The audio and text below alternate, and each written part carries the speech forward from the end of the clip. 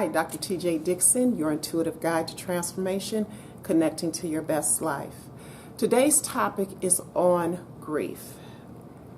What are the 7 stages of grief and how to use some natural remedies to help you through the grieving process.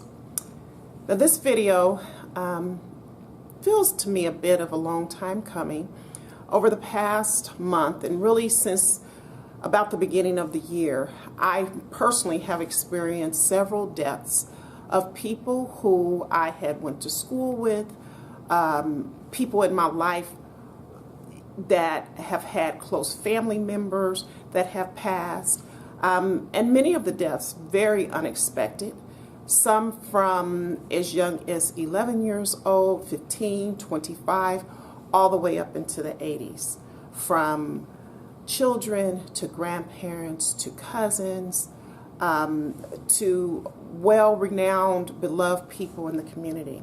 So lately there's just been quite a few deaths, and so this video is to help all of us who are experiencing grief and to really experience it in a healthy way, to not suppress our grief, to not stay stuck in our grief, but to really process it in a healthy way and understand what the stages of grief are, so that when we're going through them, we know that we are responding in a healthy manner and what we're going through is natural. And also, how can we help ourselves through those super painful moments that are a part of the grief process.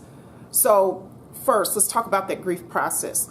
There are 7 steps to the grief process. And the first one is denial and shock. Whenever we go through grief, and let me back up a little bit. Grief can not only be from the death of someone that you know and love, but it can also be grief from the death of a relationship that you have with someone that you've known or that you know and love. So grief can come in for many different reasons, but it's usually involving the death of a relationship of some sort, whether the person physically dies or whether it's just a divorce or a breakup in a relationship. It could be even a breakup of a relationship with a family member. You may experience grief. So the first stage, again, is denial and shock. Sometimes it's just unbelievable. Like, it's really hard to believe that the relationship is over, that the person has died physically. It's absolutely denial and shock. Many people I've heard have thought about, oh, well, this person's, they keep waiting for the person to come home or waiting for the person to call. Sometimes it just feels like they're just not gone. Many people say it hasn't hit me yet. I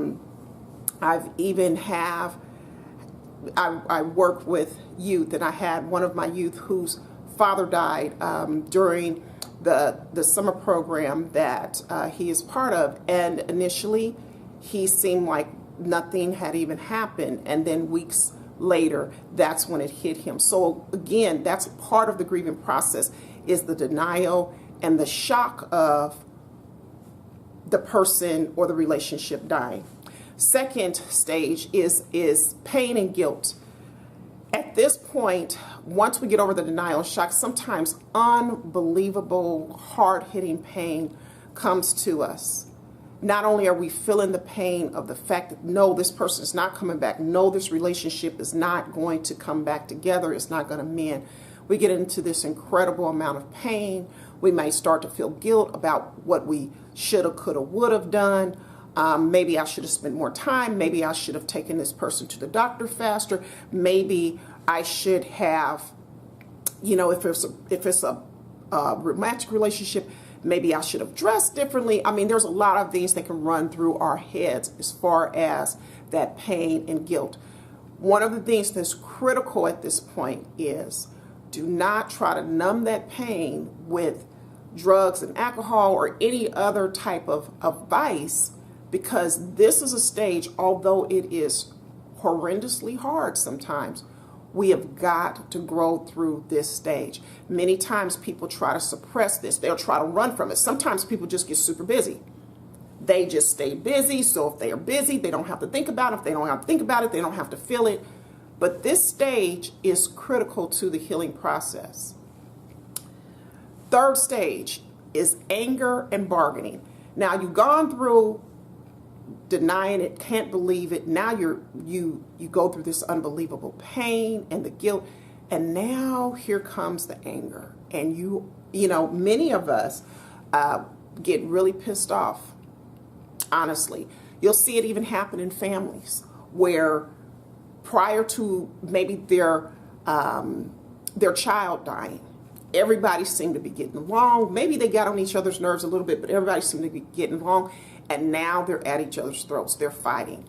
You see this often when the matriarch or the patriarch of a family passes, like if it's the mother or the grandmother or the father or the grandfather that was the glue of the family. The families will tear apart. Now siblings are fighting against siblings. Grandkids are fighting against grandkids. Cousins are fighting against cousins. People, maybe the remaining spouse is fighting with everyone, and people are starting to fight. And families that have been very cohesive, or at least got along well and were cordial to each other, are now fighting like cats and dogs.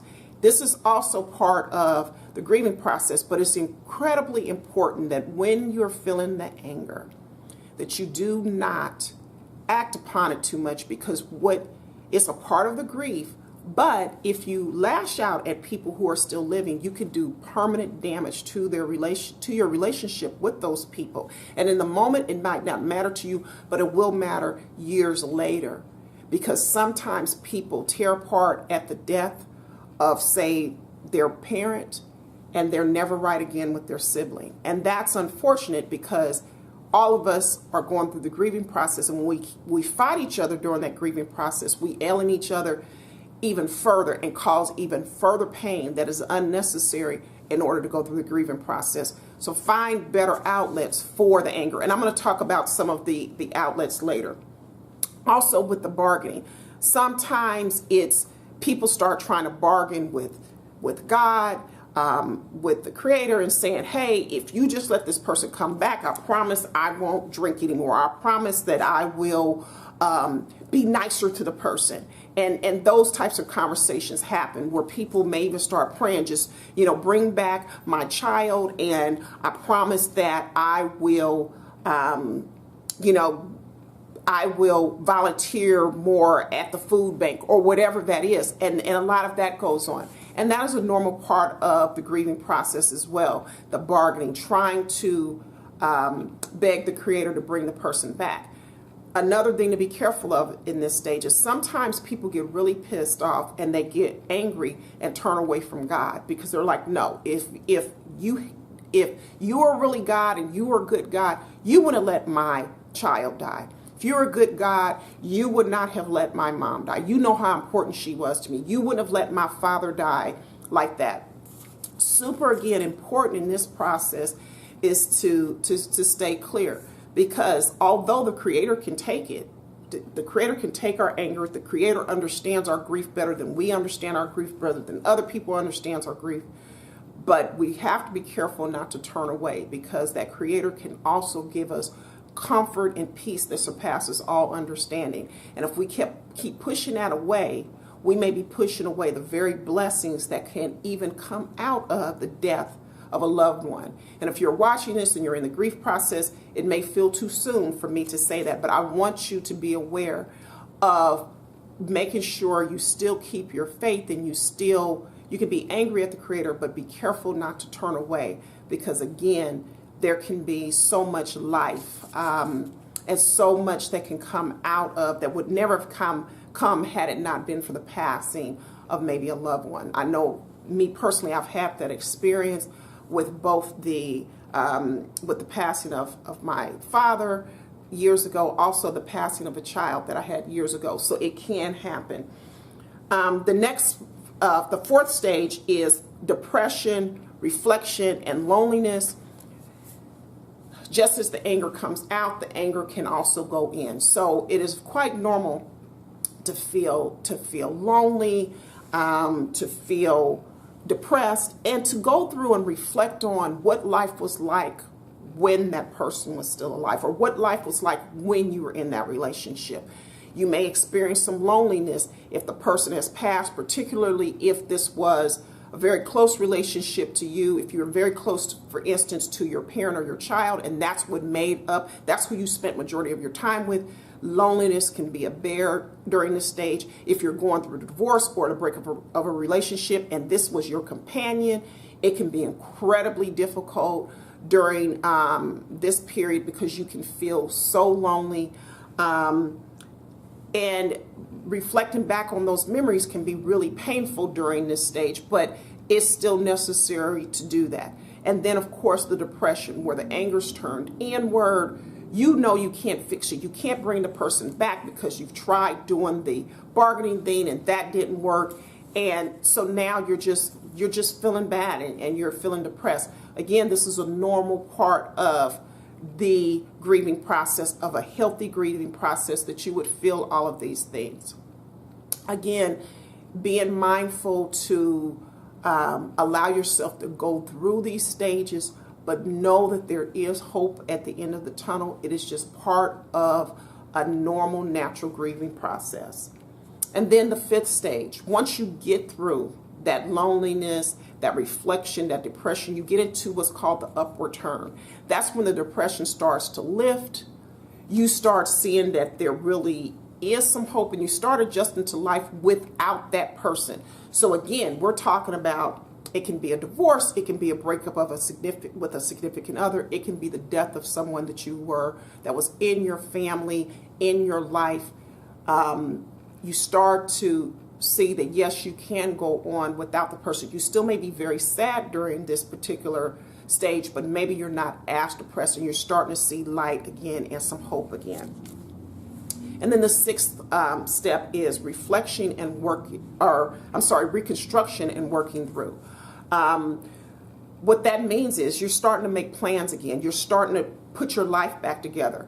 Perhaps if this was, say, a divorce, maybe your finances, obviously you're going to have to do something with that. Maybe things have changed because now you've gone from a 2-income household to a 1-income household, and you're trying to figure out, how do I make ends meet at this time?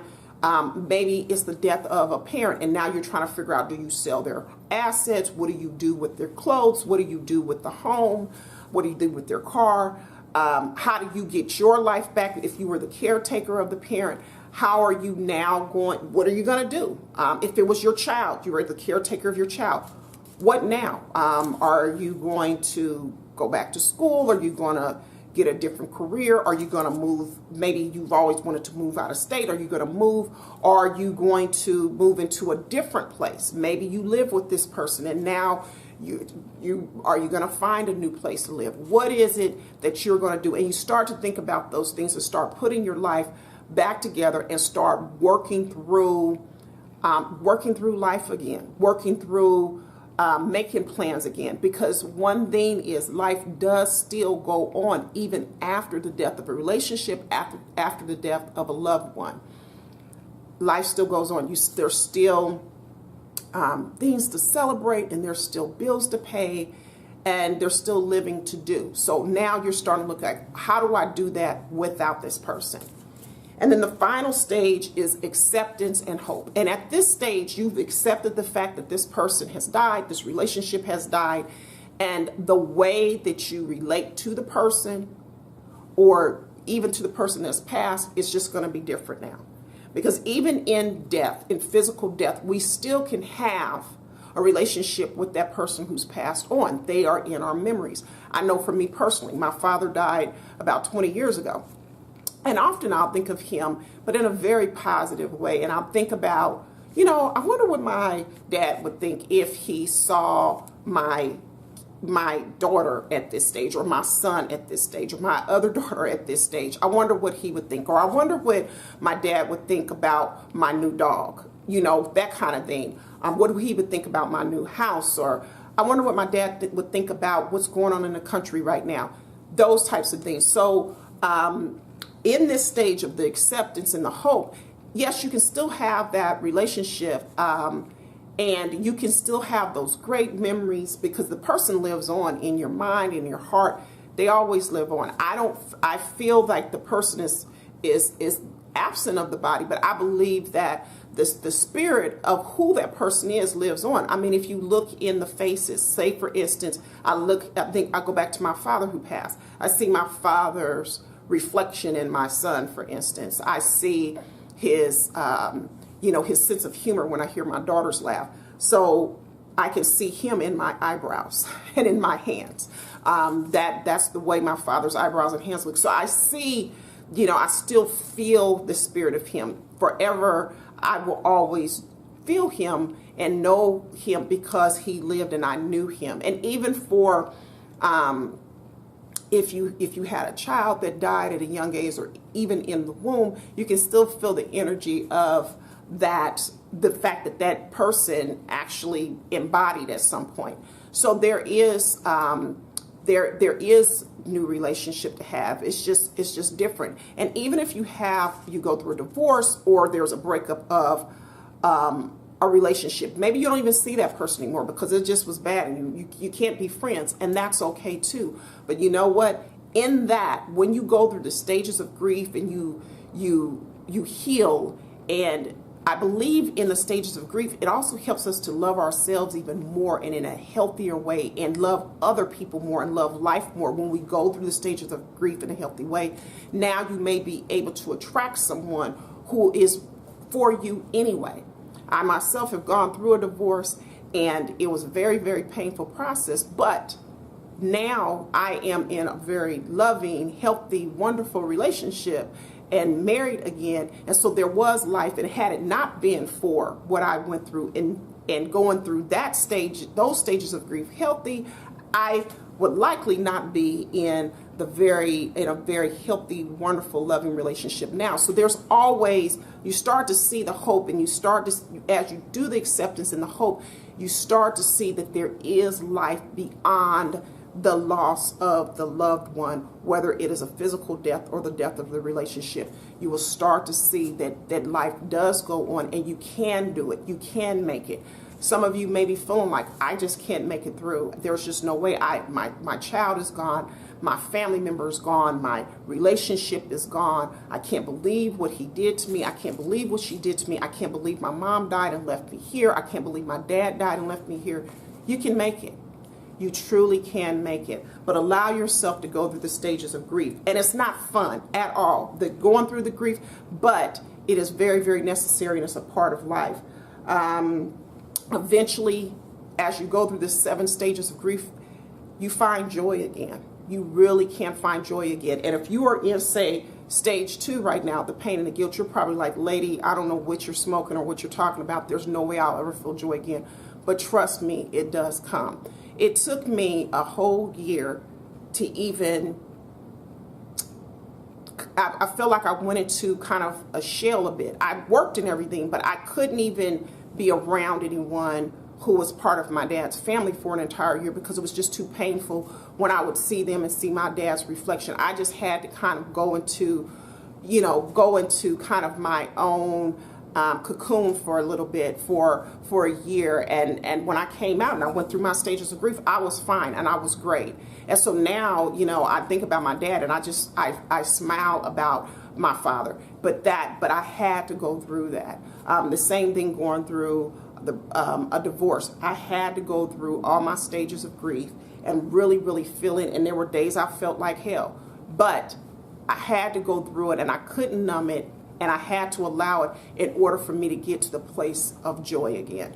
So, actually get to the place of joy. So, allow yourself to get through it. Trust me, you can make it. Now, how do you get through it? What are some of the things that you can do that are actually healthy for you to help you get through some of the pain? Now, remember, the alcohol and the drugs and just staying busy all the time so you ain't got to think about it. Those things are only temporary numbing agents. They are not going to help you truly get through the grief. But the following things that I'm going to talk about, there's 5 of them I'm going to talk about. These actually can help you get through the grief. Number 1 is sleeping. Sleeping helps to restore our bodies. It helps our minds, gives our minds a break. It helps our spirits to kind of settle down. Now, you don't want to sleep your way through grief thinking, well, if I could sleep, long enough, then I don't have to feel any of this. No, it just gives us a break as we're going through, because you're going to burn a lot of energy going through grief. This process, it takes time, it takes energy to get through. It really, really does. So making sure that you do things to prepare yourself. Some people suffer from insomnia when they're going through grief. So make sure you're doing things like setting the mood for your room. Keep the lights dim. Don't be on your cell phone or your computer before you go to bed. Make sure that you have comfortable pajamas and bedding for your bed. Use lavender oil. Lavender oil, some people find it, I know personally I find it, so I will say I find it to be wonderful to use. I sometimes will take a couple of essential oil drops and rub it on my pajamas. Sometimes I will rub it on the hair. I cover my hair when I sleep, so sometimes I will rub it on my satin bonnet. I make lavender oil spray where I just use distilled water and some essential oil drops, and it's in a sprayer. I spray my bedroom with that. I spray my pillowcase with that, so that when I lay down, I'm smelling lavender oil. And lavender oil really is very relaxing for me. It's very relaxing for a lot of people. So use lavender oil. You can even get a lavender plant. I have a lavender plant on my deck, and sometimes at night when I let my dog out, I just rub my hand across the plant and I smell that wonderful aroma, and it starts to help me to relax and settle down. So use things to help you really relax so that you can get good sleep, because the less sleep you have, the more irritable you're going to be, and it's harder to process things. I don't care if it's even a great thing that's going on. If you have a lack of sleep, yeah, eventually that catches up to you and it makes it a lot harder on you. The second thing is nourishing food. It's going to be difficult to not just want to go for the comfort foods, to not just want to eat up the fried foods and the pizza and the ice cream. I get some of that can help soothe you a little bit, but make sure that you are giving yourself some nourishing food. Why? Because food is how we fuel our bodies. And again, you're going to be burning a lot of energy going through grief. So the healthier the food that you can eat, the more electrical, like your fruits and veggies that you can eat, the better. And then find people. You may feel too depressed to even cook, but find people who can cook for you. If you are in a place where there's great restaurants, find a great restaurant that will cook nutritious food for you, not the stuff that's going to zap your energy, because you're going to have enough energy zapped with the grief. But some place where you can have someone cook for you, and just limit how many of those comfort foods that you eat that are not healthy. Try to eat those electrical foods, because grapes, I don't know about you, but grapes help lift my mood. So if I try to keep really good green grapes around, red grapes sometimes as well, but find that electrical food, because sometimes if I'm even having some nervous energy, or if I'm feeling a little bit down, I know that with all the deaths that have gone on recently, I have found myself getting down at times as I was going through my own stages of grief, and even just holding space for other people that I know are going through grief. And sometimes a few grapes at night, that has helped lift my spirit more so than if I was eating ice cream. So keep those good electrical foods, stock your pantry, stock your fridge with good stuff. And if people are willing to cook for you, as a lot of people are customarily do when someone passes, have them bring you, if they want to bring you some, have them go get peaches and watermelons and grapes and things like that for you, or salad. If you're going through the grief because there is a breakup of a relationship or a divorce, again, if you're talking to your friends, if you're going out to the store, if you're going to go to a restaurant anyway, why not just stop into a grocery store and buy some foods that are going to make you feel good. If you're nervous and you just want to keep eating, or maybe you're mad, you're going through that anger stage, well, it's better to be popping grapes or popping cherries into your mouth and spitting out those seeds than say you are just popping in say M&Ms, for instance. few of those are okay, but if you have to you got to crunch because you're pissed off and you want to chew, try the grapes, try those electrical foods that's going to actually charge up your body. And then another thing is walk. Some of you may feel like, I don't feel like getting up doing nothing. And I understand it because you might be going through that depression stage. But get out and take a walk. Get out in nature. That is something that can really, really, nature is a beautiful, beautiful, beautiful resource that we have that can help charge up our bodies. One of the things that I have noticed is it's kind of like your cell phone. When you plug that cell phone into the wall and you can see the battery, that little battery icon in it, you can see it's charging it up because that electricity from the wall is charging it up. That's kind of how I feel when I go out in nature and I get some sunlight. Sometimes I even get a few raindrops on me if I'm walking and it's on a misty day or it's on a day when it starts to sprinkle. That charges me up. As I have gone through my blues over these past few months, particularly over the last month, because there's just been so many deaths after death after death after death, sometimes within 24 hours.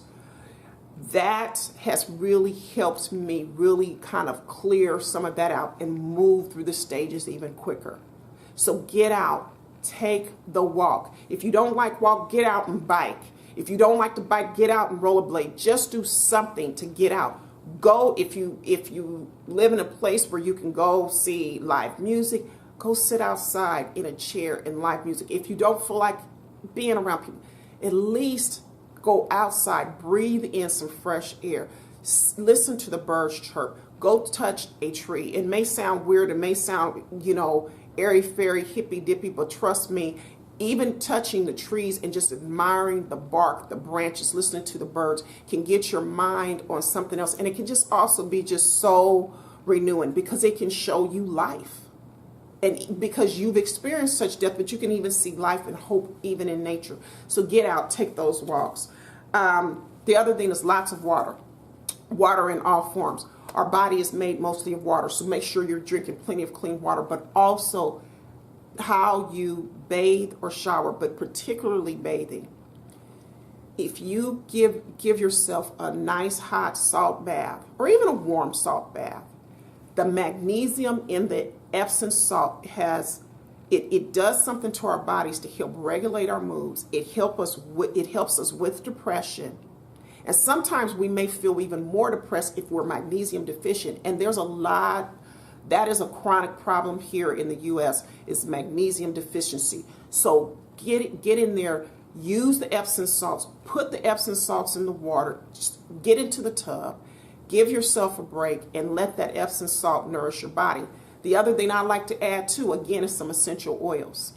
If you're feeling stress over the death and the anger, use some lavender oil in there. The other thing that I like to do is to smell citrus oils.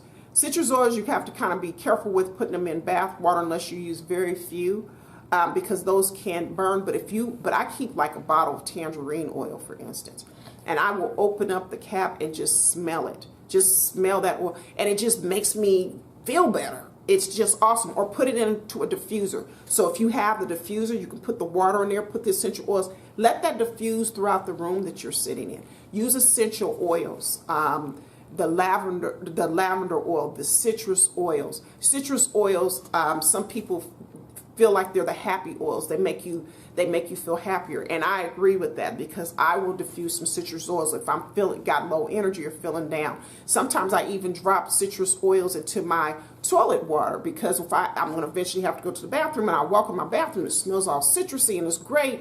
And that's another way for some really quick ways to get some of the effects of the citrus or of essential oils.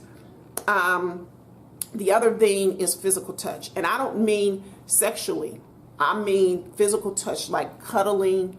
You can cuddle with your significant other. If the significant other is why you are in grief, cuddle with your children. And if you do not have children, cuddle with pets. And if you don't have a pet, go pet somebody's dog. They'll love it. Go pet someone's dog. Get hugs. You can hug your friend. Some people are just natural huggers. That's how they greet. They greet by hugging. But get those hugs in as people are trying to soothe you. Accept the hugs from the friends. Get a massage. Massages are amazing because sometimes with our grief, sometimes our feelings can physically get stuck in the outer layer of our bodies, the fascia. So if we can go get a massage and get all that loosened up, then we can flush that out of our system if something is getting stuck. And I will warn you that you might cry during the massage, because that happens sometimes, because sometimes these stuck feelings get loosened and they move on because they can physically stagnate in the fascia of our body. I had talked earlier about movement. Yoga is another great thing that you can do because, again, it helps to release things from the fascia. I would suggest something like yin. If you're needing to really calm yourself down, it's very nourishing and reflecting, and it's not that many poses, but you hold them longer. If you're dealing with anger, though, something that may be helpful for you is to go take a run or do power yoga or even hot yoga, because that is way more active and it may help you work through that anger, even help you work through it in a healthy way and maybe even in a more efficient way, because you're actually moving your body and you're doing something that's a little bit more physical to get that energy moving. So, find those ways to do the movement and also to get your physical touch. Now, if you're watching this and you're going through grief currently, or if you've gone through grief, my condolences to you. It's something that sucks, but it is part of the life that we live when we're here on this planet. Is at some point we're going to go through grief. I want you to get through your grief in the healthiest, most efficient way possible, but allow yourself to go through it. Don't try to rush it, and try not to get stuck in it. You can make it. You can get through it. I hope these tips that I gave today will help you understand what stage of grief that you're in and know that it is normal and natural, and also what you can do that can help you in a very nourishing way to take care of you as you're going through the grief. Now, I wish you many, many blessings and much love, and may you live your best life.